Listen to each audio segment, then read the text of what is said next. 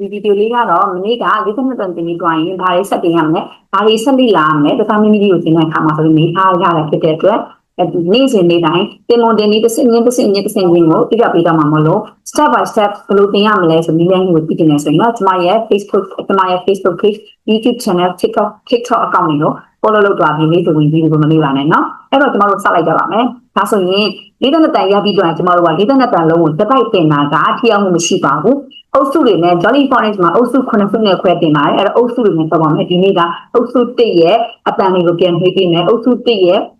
တင်ပုံတင်ဒီအစအတန်တွေကအရင်အရေးကြီးပါတယ် step 1အနေနဲ့အစအတန်တွေဖြစ်မနေပြန်မှာဖြစ်ပါတယ်ရှင် Jolly Phonics သင်ကြားပုံတင်ထားပြီပေါ့နော်အဲ့ဒီကြေကမှာ group 1အတန်တင်ဒီပါလီတင်သွားတော့ beginning sound တင်နဲ့ဒီကြမှာ blending တင်နဲ့ two letter blend စလုံးနှလုံး blend ဆိုတာစလုံးပေါင်းတာကျွန်တော်တို့ငယ်ငယ်တုန်းကအာရေအေချာအာလို့တောင်းတယ်ပြီးရင်မြန်မာစာတော့လည်းပြီးတက်လာမယ်နော်မြန်မာစာမှာလည်းရှေ့တုန်းကလို့အာရေချာဝတ်ဆန်းလုံးပေါင်းအားလို့မတင်ပါဘူးအဲ့လိုတင်အရင်ကြားတယ်ကလေးတွေကိုမြန်ဆန်နဲ့မြန်မာစာဖတ်တတ်ဖို့နည်းလမ်းလေးလည်းဒီမှာစပိုက်တင်ပေးပါမယ်ရှင်အဲ့တော့ဒီနေ့ကတော့ပုံနေပြပါမယ်အဲ့တော့ this is letter S group 1မှာကျွန်တော်တို့ letter 6လို့ရှိပါတယ် S A T I P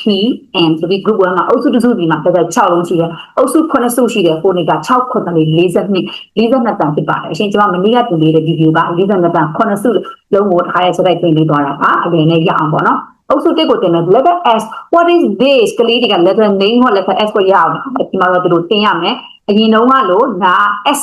တင်ရင်အင်္ဂလိပ်စာကိုလွယ်လွယ်ကူကူမဖတ်တတ်ဘူးအတန်ကောနာမည်ပဲတင်ရမယ် this letter name S this letter sound ကျွန်တော်တို့ phonic ကဗျာလည်းရှိတယ်ကဗျာလေးပါကဗျာကကြတော့ copyright ညှိတာဖြစ်တဲ့အတွက်ကျွန်မကအသိမတင်ခြင်းမနော်နမူနာလေးတော့ကျွန်တော်ဖွင့်ပြပြမှာကအားနဲ့တွဲတင်ရမယ်ဆိုတော့ YouTube မှာအများကြီးရိုက်ရှာလို့ရတယ်နော်ကျွန်တော်တို့က YouTube မှာကျတော့အဲ့အရာတွေတင်ပြီးတော့ကျွန်တော်တို့ copy download ဆိုပြီးတင်လို့မရဘူးကျွန်တော်တို့ရဲ့ channel ကိုသွားပြီးတော့ထိလို့ပါအဲ့အကြောင်းမလို့မတင်တာပါနော်ဥပမာသူ့ရဲ့ကဗျာကကြတော့ the snake is in the grass action ကThe snake is in the grass ဆိုတာမွေလေးကကျမတို့ကိုဒီတွေ့လူတွေကိုတွေ့ရင်ကျမတို့ကိုသူကလူမွေဆိုတာကျမတို့တိရစ္ဆာန်ကကျမတို့ကြောက်တယ်လေနော်အဲ့တော့မွေကကျမတို့တွေ့တဲ့အခါမှာကြောက်ပြီးသူဖြစ်ပြီးသားတယ်တစ်စက်ကလည်းသူကကျမတို့ကိုဒီရန်ရှာခဲ့ရင်ခဲ့မယ်6လိုက်ခဲ့ရင်ခါလိမ့်မယ်အဲ့လိုပြောပြီးပြေးသွားတဲ့အတန်တို့အနေနဲ့မွေလေးတွန်းနေကောက်ပြေးသွားနှုတ်ကလေးကလည်းဆိုတဲ့အတန်လေးလုပ်ကြမှာဖြစ်ပါတယ်အဲ့ဒါကဗျာကိုနေကဗျာ letter S letter name S letter sound ဆိုတော့မွေပြေးသွားတဲ့အတန်တို့သူတို့ကိုကဗျာဖွင့်ပြရင်လည်းတင်ရမှာဖြစ်ပါတယ်လူကြီးအနေနဲ့ကတော့ဒါကြည့်ပြီးသွားပြီလူကြီးတွေတင်မယ်ဆိုရင် letter name S letter sound ကမှတ်လိုက်ပဲပြီးပါပြီအဲ့တော့ letter S ကိုတင်ပြီးသွားပြီဆိုရင် letter S နဲ့စတဲ့စကားလုံးတွေကျွန်တော်တင်ရမှာပေါ့အဲ့တော့ letter S okay ပါတယ် what is this it's a snake ဒါမှမဟုတ်တယ်အဲ့တော့ snake to the sound snake step to the sound ဘာလဲစလဲကလေးတွေကိုမေးလိုက်မယ်တဲ့သူတို့က step to the sound ကိုနားမလည်ဘူး snake လို့ပြောရင်တသားမိမိတို့နှုတ်ကဘာအတန်ကိုစကြားတာလဲဘာအတန်ကိုကြားရတယ်လဲမေးလိုက်မယ်အဲ့ဆိုရင်အတန်ကိုကြားရင်ဟုတ်ပြီဒါဆိုရင်သမီးတို့ဒီချေတို့အင်္ဂလိပ်စာ meaning မကျက်စီဖို့တော့မှတ်ထားမယ်နော်တသားတို့မိမိတို့အတန်ကိုကြားတာနဲ့ဘာရေးမလဲဆိုတော့ဒီမှာကြည့်ဒါလေးကဘာတူလဲ S ပါတိချဲ okay အတန်ကိုကြား S ကိုရေးမယ်အဲ့ဒါလေဒီမှာကြည့်အဲ့တော့ quality ကြမယ်နော်အဲ့တော့ quality ကြမယ်ကျွန်တော်ခဏနေ quality တဲ့ပုံစံလေးပါနောက်မှထားတင်နေတယ်အဲ့တော့ quality ကြမယ်ဒါဆိုရင်ဒီမှာ S ရဲ့ A ရဲ့ T ရဲ့ရှိတယ်ဒီဟာတွေကဘယ်ဟာရေးမလဲဘယ်စလုံးကိုရေးမလဲ snake လို့ပြောတဲ့အခါမှာဘယ်အတန်လေးကိုစကြည့် A ရဲ့အတန်ကိုကြားလား T ရဲ့အတန်ကိုကြားလား S ရဲ့အတန်ကိုကြားဒီနေရာမှာသတိထားမိတာပဲ S A T လို့တင်ရင်တို့ဘာနဲ့ရေးမယ်ဆိုတော့ခွဲခြားနိုင်မယ်နောက်တစ်ခုကစလုံးပေါင်းကျက်ရမယ်ဒါဆိုရင် snake ကိုချက်ချင်းလိုက်နေရေးတယ်မှာမဟုတ်သေးဘူးเนาะ level 1မှာကျွန်တော်တို့ snake ကိုချက်ချင်းမရေးတတ်ပါဘူးเนาะ level 2လောက်မှာရှည်တဲ့စလုံးတွေကိုရေးတတ်မှာဖြစ်ပါတယ်အဲ့တော့ snake step to the sound S ဒါကြောင့်အတန်ချလို့ S နဲ့ရေးမယ်ကျွန်မစစနောကရှိမှပြောခဲ့သလိုပဲ step by step သွားရမယ်တို့ဒီအတွက်ကြောင့်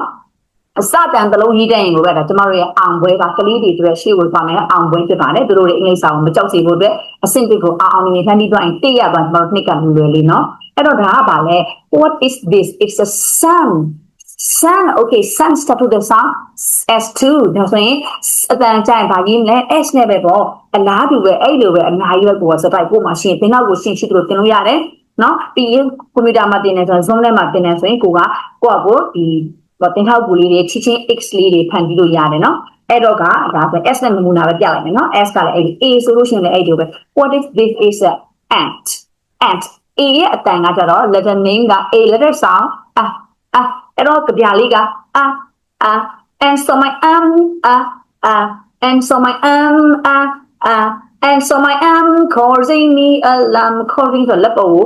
ပေးစိတ်ကလေးပြေးလာတဲ့အခါကျမတို့ဘလို့អော်လဲကျမတို့ခန္ဓာကိုယ်ပေါ်ပေးစိတ်တော်လောကောင်တခြားပင့်ကူတော်လောကောင်ကျမတို့တက်လာပြီးကျမတို့လမ်းယူတဲ့လမ်းချអော်တဲ့အတိုင်းကလို့អော်တယ်အဲ့လိုရှိလဲမဟာပါနဲ့အဲ့တော့ A sound က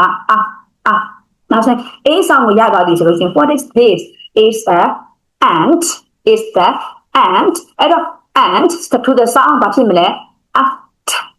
ဒီကြတာပေါ့အတန်ကြားတဲ့ဟာကိုရေးရုံပဲเนาะအဲ့တော့စာကြည့်ဖို့ကျွန်တော်သင်ပြမလို့တာအဲ့ဒီရဲ့ concept သေးလေးသဘောတရားဖြစ်ပါတယ်အဲ့တော့အတန်ကိုကြိုင် A ကိုရေးပါမယ် what is this it's a ambulance it's a ambulanceအတန်ကိုရေးကြတာဖြစ်တဲ့အတွက်ပြီးချတယ် A နဲ့ရေးပါမယ် what is this it's a apple ကျမတို့ကအတန်ထွက်ကိုကျမကို၌ကလည်းဒီလုံးက apple လို့သင်ရပါတယ် LE control sound ကလဲအတန်လုံးဝမထွက်ပါဘူးเนาะအဲ့ဒါကျမတို့အတန်ထွက်အမှားပါပေကပေါက်ပြောရပါတယ်အဲ့တော့ LE အတန်ကိုလာနေကျမတို့ကလဲလို့မထွက်ပါဘူး apple เนาะ L အတန်နဲ့ပဲဆုံးမှာဖြစ်ပါတယ်အဲ့တော့ apple L အတန်လေးနဲ့ဆုံးလိုက်မယ်အဲ့တော့ ခုနလိုပဲအတန်ကိုစကြတာဖြစ်တဲ့အတွက် apples to the sound which letter do we write in first letter or in beginning sound okay letter A that's right correct so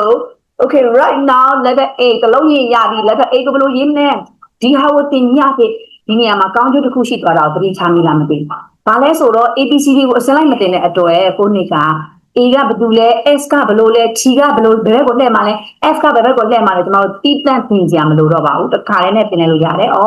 သူကဂျာစတင်ကြတဲ့ကကျွန်တော်တို့ကကိုတလုံးဒီတလုံးစတင်ရမှာဖြစ်တဲ့အတွက်ကလေးလေးအနေနဲ့ letter တလုံးကြီးစီရဲ့ formation လို့ခေါ်တဲ့ပုံစံနဲ့ letter name တွေကိုသူတို့ရဲ့အုံနောက်မှာသူတို့ရဲ့ memories မှာ memorizing လုပ်ကြမလို့တော့ကျွန်တော်တို့မှတ်တမ်းတင်ကြမလို့တော့တခါရဲမှတ်မိသွားမှာဖြစ်ပါတယ်ဒါကလည်းအလားတူပဲ it is arrow set to the sound ကိုကခဏခဏရေးပြမယ်ကလေးတို့တင်မယ်ဆိုarrow သူကလည်းပြပြမယ်သူတို့တီးတီးတာအရှုပ်ကလေးဆိုအရင်ထက်တဲ့ bright ဖြစ်တဲ့ဒီကျူကြည့်နေသိတယ်ဒီချက်အဲ့ဒါသိတယ် arrow အဲ့လိုကျွန်တော်ထွက်တာက arrow ဒီလေးစားတယ်မှန်မှန်ကလေးပေါ့နော် arrow ow sound ဒါကြောင့် arrow ဆိုလို့ရှိရင် arrows to the sound ဘာဖြစ်မလဲ TSA လာပြန်ပြီ what is this T letter S letter A which letter do we write in beginning ဘာရေးမလဲ letter A ဘာဖြစ်လို့လဲဆိုတဲ့အတန်ကိုကြားတာဖြစ်တဲ့ဖြစ်ပါတယ်ကဲဒါကပါလဲ what is this letter name ဒီချက် T ပါဟုတ်တယ် T ရဲ့အတန်ကဒီချက်တော့ T မဟုတ်ဘူးเนาะ letter name T letter sound letter name T letter sound ဒီရဲ့ကြပြလေးက tennis လေးကိုကျမတို့ရိုက်တဲ့အခါမှာ tennis လေးကိုကြည့်မယ်လေဟိုဘက်ကို tennis ရိုက်တဲ့အခါကျမတို့ကြည့်တဲ့ဘာအတန်ကြားလဲဒီဘက်ကိုကြည့်ရင်လေ when I watch ကျမတို့က tennis ကြည့်ရင် when I watch the tennis game when I watch the tennis game my head goes back and forth အဲ့ဒီကြောင့်လည်း T ရဲ့အတန်ကိုမြင်မေ့သွားရင်ကလေးတွေကိုအဲ့ဒီကြပြလေးကိုဆိုပြအဲ့ဆိုရင်ကလေးကရတော့ဖြစ်ပါတယ်အဲ့တော့ what is this is a turtles to the sound ခုနတိုင်းပဲဟုတ်တယ် turtle အတန်နဲ့ကြိုင်ဘာရေးမလဲသုံးလုံးတဲ့ကဒီက T ကိုရေးမယ် good job မှန်သွားပြီဒါကတော့ tea do you like tea do you want to drink tea one time do you drink a tea ကိုမေးလို့ရတယ် okay every morning I don't want to drink a tea ဒီချက်တော့ tea မကြိုက်ဘူး now I always drink a cup of coffee I like coffee အဲ့ဒီဘောနော်ကိုကနေပဲကြိုက်တဲ့လို့ပြောလို့ရတယ် okay ဒါကြောင့် tea to the sound so which letter do we write in the beginning ဘာရေးမလဲသူတို့စဉ်းစားပြီးသူနောက်ကျတွက်လာပြီးထီရင်းမယ် okay here we go နောက်တစ်ခုလာပါပြီ this is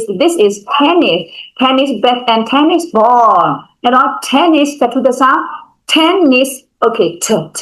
so letter T နဲ့ရေးမယ် this is toilet အဲ့လိုမျိုးအတိုင်းပဲပေါ့နော်နောက်တစ်ခု letter I this is letter I soundဒီ ကဘယ်လာလဲဆိုတော့ဖိုနီရဲ့သူ့မှာ story ရှိတယ်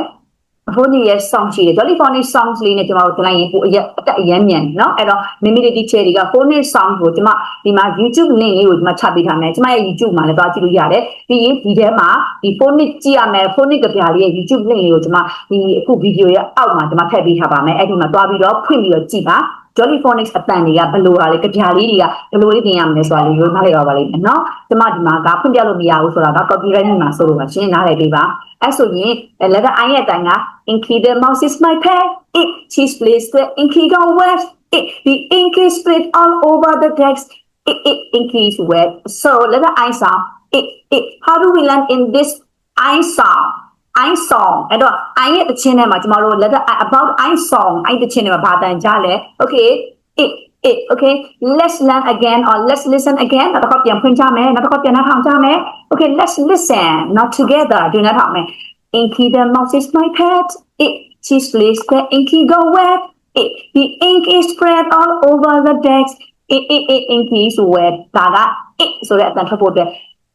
ကလေးတွေမှာနှကမ်းမွေးလေးတွေပါတယ်အဲ့ဒီနှကမ်းမွေးလေးတွေကိုလက်ကလေးနဲ့ကလေးလေးတွေကိုသူတို့ကဒီလိုနဲ့မှာ imagination ပုံဖော်ရအောင်မှာတော့လုပ်ပြတာဖြစ်ပါတယ်ကလေးတွေကိုနိုင်ကိုလှုပ်ခိုင်းပါဒါသူတို့ရဲ့ body language activity နဲ့ပြင်တာဖြစ်ပါတယ်အဲကြောင့်လို့ဒါဆိုရင်အိုင်ရဲ့အတန်ကိုအဲ့လိုမှတ်အိုင်ရဲ့အတန်ကိုအဲ့လိုမှတ်အဲ့လိုတင်တာမဟုတ်ပါဘူးဒီနည်းလေးကဒါကြောင့်ဒါဆိုရင်အိုင်ကိုမြင်အဲ့တော့ what is this it's igloo เนาะအဲ့တော့ igloo set to the sound igloo เนาะအဲ့တော့ igloo set to the sound is so yeah this letter I has a sound so we must write letter I ငါတို့ I ကိုရေးဖို့ရေးရမယ်တော့ I ဒါဆိုရင် iguana အဲ့တော့ iguana set to the soundဒါကြောင့် I နဲ့ရေးမယ်နော်နမူနာတင်တာမလို့အကုန်လုံးအလုံးတိုင်းမတင်တော့ဘူးနော်အခုန Inky Mouse လေးပေးသွားတဲ့ နော် ink အတန်ထွက်တဲ့ ink set to the sound I yes ဒါကြောင့်မလို့ I နဲ့ရေးမယ် okay နောက်ဆုံးတစ်လုံးနှလုံးကြံနေတယ် P letter P sound သူရဲ့ကြပြလေးက puff out the candles on the pink cake puff out the candle on the pink cake puffအဲ့တော့ကျွန်တော်တို့ဖျောင်းနိုင်မဟုတ်တဲ့ကဖူးလို့မှုတ်တဲ့ဒါမဲ့ကလေးတွေကသူ့ရဲ့ story က game ဆော့ပြီးမှုတ်တဲ့ကလေးဆိုတော့အရင်ဆော့တယ်လေအဲ့တော့မင်းနဲ့ငါနဲ့ပြိုင်မှုတ်မယ်ကွာဟာ Thomas ရေ Teddy ရေဒါမှမဟုတ်ရှင်လဲနောက်အများကြီးပဲကိုတငယ်ချင်းနာမည်တွေကပြောမှာညီမလိုပုံစံမျိုးပေါ့နော် English ဆိုတော့ English ပုံစံမျိုးဥမာ Teddy Thomas ပေါ့နော် Jenny တငယ်ချင်းတွေကိုစိတ်ကူးရမှာဖြစ်တယ်လဲပုံဖော်လို့ရတယ်ကိုနေ story တိုင်းလဲပုံဖော်ပြီးပြောလို့ရတယ်အဓိကကသူတို့ကို P အတန်ကိုခေါင်းထဲမှာမကြည့်ရသေးဘူးရစီဖို့ပါပဲ letter P sound so this is papaya to the sound ဒါကတော့parrot to the sound British နဲ့ American နှစ်ခုရှိတယ် parrot လို့လည်းခေါ်တယ် parrot လို့လည်းခေါ်တယ်ဒါတော့ American တန်ထွက်တာဖြစ်တဲ့အတွက် sorry အဲ့တော့ parrot to the sound ဒါကြောင့်ကျွန်တော်တို့ဗာနဲ့ရေးမလဲဒီနဲ့ရေးပါမယ် okay this is pony to the sound ဒါဆိုရင်ဗာနဲ့ရေးမလဲဒီနဲ့ရေးမယ်အဲ့တော့နောက်ဆုံးတစ်လုံး letter N လာပါပြီ this is letter N ဟုတ်တယ် letter N သူ့နာမည်က N လို့ခေါ်တယ် N ရဲ့အတန်လေးကကျွန်တော်တို့လင်းရင်ပြန်လေးပြန်ရင်လို့ပြန်လဲလင်းရင်ပြန်တောင်းပန်ရဒီလိုလေးအဲ့တော့ hear the aeroplane နားထဲမှာလင်းတဲ့အတန်ဘယ်လိုကြားလဲအတန်ကြားအဲ့တော့အတန်အဲ့လိုနဲ့နည်းနည်းလေးဆင်တယ်လည်းမဟုတ်ဘူးရှာလေးကိုအပေါ်ခန့်ဒီကခရင်းအပေါ်ကကျွန်တော်တို့အာကောင်လေးကတ်လိုက်မယ်လက်ကလေးကလေးနေပြန်တဲ့အတန် hear the aeroplane လေးနေပြန်တဲ့အတန်ကြားလာအဲ့တော့အတန်ကိုကြားရင်ဘာလို့ရေးမလဲလဲတဲ့ N ကိုရေးမယ်ဒီခါလေးပြန်ပြပြီးသင်မယ် what is this is a nest to the sound အဲ့ဒါဘာနဲ့ရေးမလဲ okay ဒီမှာသုံးလုံးရှိတယ်ပေးကြတာပေါ့ N နဲ့ရေးမယ် what is this it is nose this is my nose အဲ့တော့ nose to the sound ဘာတန်ကြားလဲ listening တင်တာဖြစ်တယ်နော်အဲ့တော့ English မှာ listening ကအရင်အရေးကြီးပါတယ်ကျွန်မလည်း English စာကိုဒီတက် fluency ပြောတာလေ့လာနေတဲ့နေ့တိုင်း listening ကိုမြန်လုပ်ရပါတယ် listening more နော် improve our English speaking skills ဖြစ်ပါတယ်ဒါကြောင့် English က listening ကလုံးဝသင်ကြားတင်မှာအရေးကြီးဆုံး step ဖြစ်ပါတယ်အဲ့တော့ nose step to the sound that's right we're gonna be right letter N နောက်ကဒါပါလေလက်သေးတွေနော်လက်သေးရှိတယ်တမီးတို့မှလက်သေးရှိလားလက်သေးရှိတူလက်သေးလေးတွေကပေါ့နော် nail လို့ခေါ်တယ်အဲ့တော့ nail step to the sound နောက်ကပါနေရေးမယ် N နဲ့ရေးမယ်တလုံးကိုရရင်နောက်ပိုင်းရတော့မယ်နော်နောက်တဲ့ဗီဒီယိုတစ်ခုလာပါမယ်အဲ့ဒီဗီဒီယိုမှာတလုံးရရင်ဒီချဲဒီမျိုးသမီးဘာတွေပြောနေလဲတလုံးရရင်ဘာလို့ကျန်းလာတယ်ဘယ်လိုရမလဲရတယ်နော်တလုံးကိုရရတယ်ကျန်တဲ့အပန်တွေကိုဘယ်လိုရမလဲဆိုတာ concept ကဒီတစ်ကနေစတာဖြစ်ပါတယ်What is this? It is nine step to the sound. ဒါကြောင့်တေချာပေါင်းအနေရမယ်ဒါဆိုရင် group 1တင်ပုံတင်နည်းလေးကိုနားလည်ပါမယ်ထင်ပါတယ် group 2ကိုလည်းဒီလိုပဲတင်ပါတယ်ဒါပေမဲ့ချို့တင်နည်းတွေ